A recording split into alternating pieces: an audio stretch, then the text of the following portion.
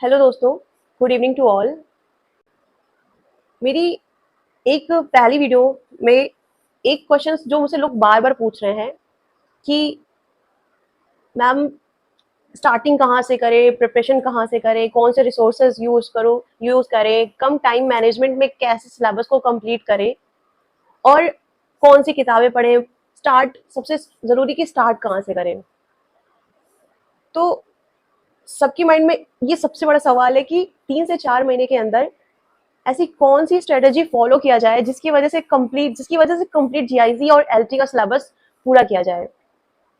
आज सबसे बड़ा टॉपिक यही है कि हर बायोलॉजी स्टूडेंट के लिए कि ऐसा कौन सा रोड मैप रेडी किया जाए जिससे कम से कम टाइम में बायोलॉजी का पूरा सिलेबस पूरा किया जाए। Biology I am also the student of biology. Form मैंने भर दिए हैं और एल टी जी आई सी मैंने सारे फॉर्म भर दिए, आरपीएससी के भी फॉर्म भर दिए हैं।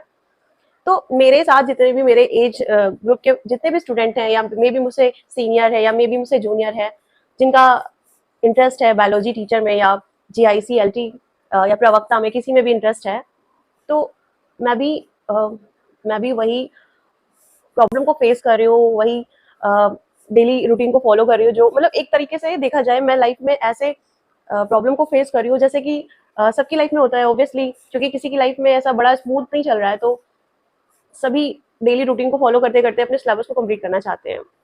आई नो कम समय है, टाइम कम है, कैसे कम रिसोर्सेज में कैसे सिलेबस को कंप्लीट किया जाए विद इन 4 मंथ्स, और मे बी एग्जाम दिसंबर में हो जाएगा। तो अ, मतलब ऐसी कौन सी यूनिट पहले स्टार्ट किया जाए, ऐसा कौन सा टॉपिक पहले शुरू किया जिसकी वजह से कम टाइम में बहुत ही कम रिसोर्सेज में प्रिपरेशन अच्छी हो। तो मैं आपको एक ऐसा रोड मैप दूंगी जिससे प्रिपरेशन बहुत ही स्मूथ और बहुत ही ऑर्गेनाइज वे में होगी। तो सबसे पहले आपको ये समझना होगा कि एलटी बायोलॉजी जीआईसी का सिलेबस एनसीईआरटी तक नहीं लिमिटेड है। इसमें बीएससी लेवल के क्वेश्चंस आते हैं जिसमें बॉटनी और जूलॉजी दोनों डीप लेवल के क्वेश्चंस पूछे जाते हैं। अब बॉटनी में plant physiology, taxonomy, morphology, plant translocation, जिसमें आपके ये ऑस्मोसिस और ये सारे टॉपिक्स आते हैं, और जेनेटिक्स भी पूछी जाती है, एक तरह से प्लांट पैथोलॉजी आती है, और सेल बायोलॉजी। ये सब एक ऐसे टॉपिक्स है जिनका मतलब बहुत ही ज़्यादा डिमांड है। जूलॉजी में मेन टॉपिक जैसे animal physiology, animal kingdom, diversity animal, और आपका इवोल्यूशन, इकोलॉजी, स्टैटिक्स, और क्या आपका सबसे मेन टॉपिक जो कि होती है कि कॉर्डेटा, नॉन कॉर्डेटा। तो ये सारे इंपॉर्टेंट टॉपिक है जो एनिमल जो जूलॉजी में पूछा जाता है। इसलिए केवल एनसीईआरटी ही नहीं, बीएससी लेवल के भी क्वेश्चंस की बुक पढ़नी होगी जिसमें कि बीएससी के सारे टॉपिक्स कवर हो, तो बहुत ज़्यादा स्टडी की ज़रूरत होती है। बेसिक्स के लिए एनसीईआरटी जिसमें डायग्राम पूरा क्लियर हो, फ्लो चार्ट पूरा क्लियर हो, तो आपको एनसीईआरटी पढ़नी ही पढ़नी है, आप उसको स्किप नहीं कर सकते हो। और बीएससी पे आए तो बीएससी लेवल के लिए आपको सिंह पांडे जैन की सबसे बेस्ट बुक होगी जो बॉटनी की होगी। और अ, उसके लिए जूलॉजी के लिए आपको सबसे ज़्यादा रिकमेंडेड बुक जो है मेरे अकॉर्डिंग आरएल कोटवाल सबसे बेस्ट बुक होगी। और मेरे पास तो फिलहाल उसका उसकी उसकी कोई पीडीएफ नहीं है, मेरे पास केवल उसकी बुक है। और सबसे ज़्यादा इम्पोर्टेंट है कि पीवाईक्यू सॉल्व करो हर टॉपिक को। जैसे ही आप रिवाइज करते हो, जैसे ही आप उसको पढ़ते हो, या फिर आप उसमें 2 से 3 घंटे किसी टॉपिक को दे रहे हो, तो 1 से 1.5 घंटे आपको उसके पीवाईक्यू सॉल्व करना चाहिए, उसके मॉक टेस्ट देने चाहिए। इससे क्या होता है, आपकी जो जो एक वीक पॉइंट होता है किसी टॉपिक पे, जैसे कि आपने जेनेटिक्स में सेक्स डिटर्मिनेशन पढ़ा, या फिर आपने पेडिग्री पढ़ा, या फिर आपने उसमें साइड मतलब जेनेटिक्स में ज़्यादा से ज़्यादा क्वेश्चंस जो होते हैं वो आप मॉक टेस्ट के थ्रू या फिर आप पीवाई के थ्रू चीज़ों को क्लियर कर सकते हो। जूलॉजी के लिए मैं पीएस वर्मा को सजेस्ट करूंगी जो कि एनिमल फिजियोलॉजी पढ़ाते हैं। उनकी जो किताबें हैं बहुत अच्छी है पीएस वर्मा की, और आरएल कोटपाल जिसमें आपके कॉर्डेट सारे कवर किए गए हैं, नॉन कॉर्डेट्स कवर किए गए हैं। तो आप सबसे अच्छी जो रिसोर्स होगा वो जूलॉजी के लिए आरएल कोटपाल होगा। बाकी मॉक टेस्ट दीजिए, और आपकी कॉपी मतलब मैं कह रही हूँ अपने से जितना अच्छा नोट्स बना सकते हो शायद किसी बुक या किसी टीचर्स के थ्रू आप बना सकते हो, तो बेटर है आप खुद से नोट्स बनाइए और किताबों से खोज खोज के नोट्स बनाइए। जैसे किसी टॉपिक को आप जाते हो बहुत ज़्यादा डीप चाहते हो, तो आप किताब को ही मतलब मैं चाहती हूँ किताबों से ही पढ़िए। अब बात आती है कि पीवाई कहाँ से सॉल्व करें, मॉक टेस्ट कहाँ से लें, टेस्ट सीरीज किधर से लें, और आप मॉक टेस्ट के साथ साथ आप डीपीपी भी दे सकते हो। तो ऑनलाइन से अच्छा कोई रिसोर्स नहीं होता। अगर आप किसी टीचर या किसी ऐसे चैनल को फॉलो करते हो यूट्यूब पे या फिर किसी प्लेटफॉर्म पे, तो आप मतलब आप उनकी टेस्ट सीरीज ले सकते हो, क्योंकि वो कम टाइम पे बहुत अच्छे चीज़ों को टॉपिक को रिकवर करती है। मीन्स जितने कम रिसोर्सेज, आई मीन जितने कम, दुनिया भर की चीज़ों को पढ़ने से कोई मतलब नहीं है। टाइम कम है, आपका टाइम वेस्ट होगा, टाइम का मैनेजमेंट करिए और एक से एक टीचर को फॉलो करिए जो आपको लगता है कि हाँ वाकई में मुझे इनसे समझ में आ रहा है। मैं किसी एक टीचर का नाम नहीं लूंगी, क्योंकि पिछले वीडियो में मैंने अंजू मैम का और अमित सर का नाम लिया था। तो मुझे ये लगता है कि आपको जिनसे समझ में आए आप उनसे पढ़िए, और टाइम सबसे ज़्यादा ज़रूरी है। तो 3 से 4 महीने में आपको किसी एक टीचर को फॉलो करना चाहिए, ना कि आप डिफरेंट यूट्यूब पे जा के डिफरेंट यूट्यूब वीडियो देखिए आप, और पता नहीं कौन-कौन से टीचर हैं जो अभी नए-नए आके पढ़ाना शुरू कर दिए हैं, शायद उन्होंने वो भी फॉर्म भरे होंगे। तो मैं ये कह रही हूँ कि आपको जहाँ से सही लगे कि हाँ, आप वहाँ से आप अच्छी प्रिपरेशन कर रहे हो, तो आप वहीं से पढ़ो, ना कि अननेसेसरी टाइम वेस्ट करने से कोई मतलब नहीं है। टाइम कम है, तो आप वहीं से पढ़ो। सबसे ज़रूरी चीज़ कि आपको लाइन टू लाइन किताबों को पढ़ने की ज़रूरत नहीं है कि आप घंटों लेके एक किताब, एक टॉपिक को लेके बैठे हो, लाइन टू लाइन पढ़े जा रहे हो, समझ में आ ही नहीं रहा है, मतलब आप उसी टॉपिक को बार-बार यूट्यूब पे जाके देख रहे हो, फिर भी नहीं समझ में आ रहा है। तो ज़रूरी नहीं है कि हाँ, आपको हर चीज़ समझ में आ जाए। कुछ चीज़ें आप मॉर्निंग के लिए छोड़ सकते हो, जैसे कोई टॉपिक आपको नहीं समझ में आ रहा है, आपको लग रहा है कि हाँ, काफ़ी ज़्यादा ये टाइम टेकिंग टॉपिक है, या फिर एकदम मतलब लग रहा है कि किसी टीचर से नहीं समझ में आ रहा है, तो उसको आप छोड़ दो उसी टाइम।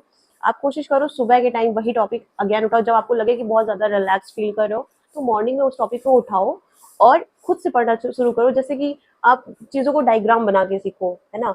कोई भी टॉपिक इतना टफ नहीं होता कि आपको समझ में ना आए, डायग्राम बना के चीज़ों को सीख सकते हो, खुद से लेकिन पढ़ना है। और अ, मतलब आपको यूट्यूब पे अगर समझ में आता है तो आप देख सकते हो, है ना? किसी टॉपिक को डालो यूट्यूब पे, 3 से 4 लेक्चर ऐसे आ जाते हैं जो आपको लगता है कि हाँ, मुझे इनसे पढ़ना चाहिए। उसपे अच्छे व्यूज़ होते हैं, उसपे अच्छे कमेंट्स होते हैं, उसपे बच्चे बताते हैं कि हाँ सर आपने बहुत अच्छा बताया या आपने अच्छा पढ़ाया, तो आप उनके थ्रू पढ़ सकते हो। टाइम वेस्ट यहाँ करने की ज़रूरत नहीं है। तो एक टॉपिक को ज़्यादा से ज़्यादा 1 घंटा दीजिए, या फिर बहुत बड़ा टॉपिक है या फिर आपको लग रहा है कि नहीं समझ में आ रहा है, तो उसको आप मॉर्निंग में पढ़ सकते हो। उसको मॉर्निंग के टाइम क्या होता है ना, ब्रेन एकदम शांत रहता है और हम लोग सोचते हैं चीज़ों को फिर से रिस्टोर करेंगे, फिर से हम सीखेंगे। तो मॉर्निंग का सबसे अच्छा टाइम होता है वो ब्रह्म मुहूर्त, 4 से 6 से 7 बजे तक का ब्रह्म मुहूर्त होता है। तो आप मॉर्निंग में किसी हैवी टॉपिक को ले सकते हो, पढ़ सकते हो, समझ सकते हो, डायग्राम बना सकते हो और उसके पीवाईक्यू सॉल्व कर सकते हो। स्टिकी नोट या फिर ऐसी कोई डायरी रखो, जैसे कि मैं रखती हूँ। मैं ये देखिए, मैं क्या करती हूँ कि अगर जैसे मुझे कल का जो मुझे कल क्या पढ़ना है या फिर मैंने कल क्या टारगेट करना है, कौन सा यूनिट पढ़ना है, कौन सा टॉपिक पढ़ना है, तो मैं ऐसी नोट्स रखे रहती हूँ। तो ऐसे इससे क्या होता है कि मेरे जो जो जैसे मैंने इस पे टिक कर रखा है, जैसे मैंने अभी मैंने कोई लेक्चर लिया या फिर मैंने कोई मॉक टेस्ट या मॉक बुक सॉल्व किया, या फिर कोई मान लीजिए मैंने एलन की मॉड्यूल पढ़ी, तो मैं ऐसे क्या करती हूँ, टिक कर लेती हूँ। तो इससे मुझे क्या होता है कि हाँ, मैंने आज जो जो मैंने टारगेट सेट किया था मैंने उसको पूरा किया, तो मुझे एक अंदर से खुशी होती है। तो ऐसे ही ये देखिए, जैसे मैंने अभी ब्रायोफाइटा का टॉपिक लिया था, तो मैंने ब्रायोफाइटा को खत्म किया और मैंने लाइन बना दिया। तो इससे क्या होता है कि इवनिंग शिफ्ट में क्या पढ़ना है, नाइट की शिफ्ट में क्या पढ़ना है, और करंट अफेयर पढ़ना है, जीके जीएस का पढ़ना है, तो ये सब मैं डेली के टारगेट करती हूँ कि मुझे आज इतना खत्म करना है। तो ये मैंने मतलब पूरा एक डायरी बना रखा है कि मुझे 2526 में जॉब पानी है हर हालत में। तो मैं ये जरूर रखती हूँ अपने डेस्क पे। और मैं लॉर्ड बुद्धा को बहुत मानती हूँ, तो ये भी मेरे डेस्क पे होते हैं। मैं एक ग्रीन प्लांट रखती हूँ, ये एक लिविंग ग्रीन प्लांट है, तो मैं इससे मुझे थोड़ा प्लांट से लगाव है, और मैं स्टूडेंट भी बॉटनी की हूँ, तो मुझे अच्छा लगता है। और मैं मतलब अपने इस डेस्क को बहुत अच्छे से मॉर्निंग के टाइम सेट करती हूँ कि मुझे आज ये पढ़ना है। मैं आधी बुक इधर रखती हूँ जो मैं पढ़ लेती हूँ, जो आधी जो मुझे पढ़नी होती है, तो मैं इसको ऐसे ही सेट किए रहती हूँ। बेसिक, कोर और मॉक टेस्ट, मतलब आपको बेसिक में जैसे एनसीईआरटी हो गई, आपको 11th-12th की बुक होगी, और जो जिसमें डायग्राम, फ्लो चार्ट, इन सबको लाइन टू लाइन रिवीजन करना है, क्योंकि एनसीईआरटी का कोई भी टॉपिक छूटना नहीं चाहिए। सबसे इंपॉर्टेंट होती है जो एनसीईआरटी होती है, मुझे लगता है 60 to 75% क्वेश्चन जो आते हैं वो एनसीईआरटी से आते हैं। 11th-12th के एनसीईआरटी को जरूर से जरूर पढ़िए, और डायग्राम, फ्लो चार्ट पे फोकस करिए। फ्लो चार्ट से भी बहुत से क्वेश्चन आते हैं। फिर उसके बाद कोर टॉपिक, जैसे कि आपके बीएससी के जो यूनिट्स में आपके कुछ इंपॉर्टेंट टॉपिक्स होता है, कुछ इंपॉर्टेंट यूनिट्स होती है, जैसे कि cell biology, genetics, ecology, embryology, evolution और प्लांट फिजियोलॉजी। तो ये सब को मतलब एक ऐसा ये टॉपिक है जो लगता है कि इसको जितना रिपीट करो, जितना रिवीजन करोगे ये उतना ही कंफ्यूजन, मतलब मैं कहती हूँ कि इसको बहुत ज़्यादा जितना रिवीजन करोगे, जितना पीवाई करोगे, जितना मॉक टेस्ट दोगे, जितना इसके स्टिकी नोट्स या फिर आप कोई आपके अपने नोट्स बनाते हो, इसको ज़्यादा से ज़्यादा टाइम दीजिए, क्योंकि ये बहुत ज़्यादा स्कोर गेन टॉपिक होता है। ये ऐसे टॉपिक्स होते हैं जो पूछे ही पूछे जाते हैं, इसको आप बिल्कुल भी स्किप नहीं कर सकते हो। तो बीएससी लेवल पे आपको 2 से 3 मंथ्स में आपको बीएससी का ऑलमोस्ट सिलेबस खत्म करना है। और फिर आता है आपको 4th मंथ में, पहले मंथ में आपको एनसीईआरटी लाइन टू लाइन पढ़ना है, 11th-12th का बुक पढ़ना है पूरा।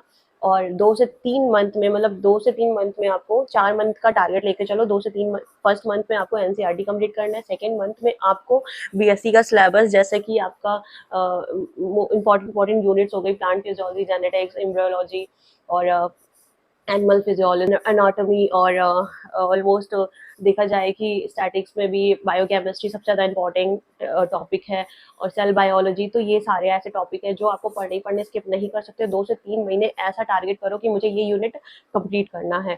और सबसे इंपॉर्टेंट आता है फोर्थ मंथ, जिसमें आपको मॉक टेस्ट और रिवीजन करना है। सबसे ज़्यादा इंपॉर्टेंट है मॉक टेस्ट देना, रिवीजन करना। जितना रिवीजन करोगे उतना ही ज़्यादा क्वेश्चन सॉल्व होंगे, उतना ज़्यादा कन्फ्यूजन आपकी दूर होगी।